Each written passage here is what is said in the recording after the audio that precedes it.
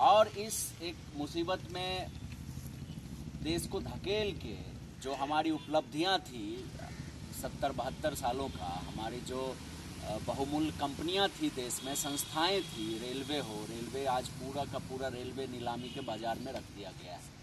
और इसके अलावा इस लॉकडाउन में 20 से ज़्यादा कंपनियों को बेचने का सरकार ने फैसला लिया।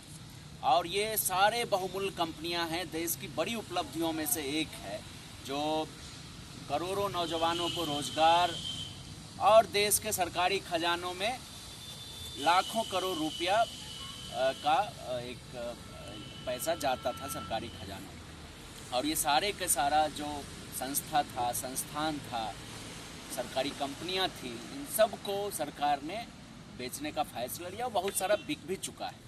आज रेलवे आप देख लीजिए कि रेलवे जो हर साल 50 से 60 हज़ार नौजवानों को रोज़गार देता था, आज जब से मोदी जी की सरकार आई है, कहीं रेलवे में 2019 में इलेक्शन था, उससे एक साल पहले 18 में वैकेंसी निकाला गया, लेकिन अभी तक इम्तिहान नहीं लिया गया। अभी 21 आ गया, 18 में फॉर्म भरा गया था। तो आप सोच लीजिए, रोज़गार रेलवे में जो पहले से भी मिलता था उसको भी ख़त्म कर दिया गया, बहालियाँ निकल ही नहीं रही।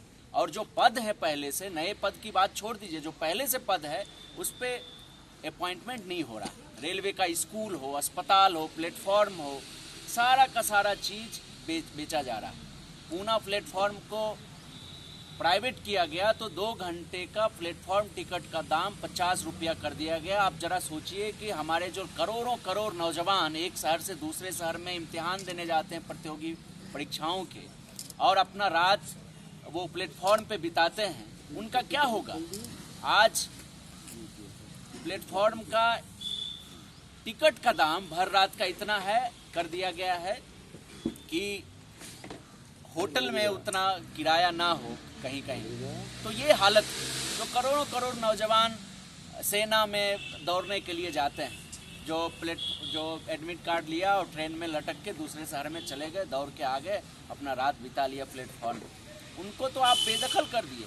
और इसके अलावा करोड़ों लोग रेलवे के माध्यम से उनका रोजी रोटी चलता था, इन सब को रेलवे से बाहर करने का पूरा साजिश सरकार की है। इसके अलावा हमने देखा इसी पेंडेमिक में कई सारे कानूनों को बदलाव के नाम पे, सुधार के नाम पे कृषि कानून लाया गया, 3 कानून लाए गए संसद में। जो भी डेमोक्रेटिक प्रोसीजर होता है उसका गला दबाते हुए कोई वोटिंग राइट नहीं दिया गया, कानून लाया गया। और आज 2 महीना होने का है, पूरे देश भर के किसान दिल्ली के चारों बॉर्डर पे तैनात हैं। वो मांग कर रहे हैं कि आप कृषि कानून को वापस लीजिए। 60 से ज़्यादा किसानों की मृत्यु हो चुकी है, लेकिन सरकार मानने के लिए तैयार नहीं है।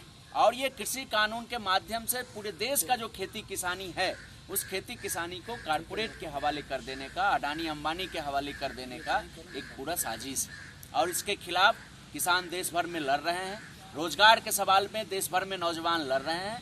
और ये किसानों और नौजवानों के आंदोलनों की एकता का संदेश लेके आज हम यहाँ आए हैं, देश के अलग अलग हिस्सों में जा रहे हैं। इसके अलावे हम राज्य सरकार, जो यहाँ झारखंड की सरकार है, जिन्होंने वादा किया था सत्ता में आने से पहले कि हम नौजवानों को रोज़गार देंगे, तो हमने नारा दिया है, हेमंत सरकार वादा निभाओ, रोज़गार कहाँ है ये बतलाओ। इस नारे के साथ हम अलग अलग राज्य सरकार को भी घेर रहे हैं और केंद्र सरकार से हम सीधा मांग कर रहे हैं कि रोज़गार दो या इस्तीफा दो। अभी हमने देखा 17 सितंबर को मोदी जी का जन्मदिन था, उसको पूरे देश भर के नौजवानों ने राष्ट्रीय बेरोजगार दिवस के रूप में मनाया। उसी लड़ाई की निरंतरता में आज हम यहाँ मौजूद हैं।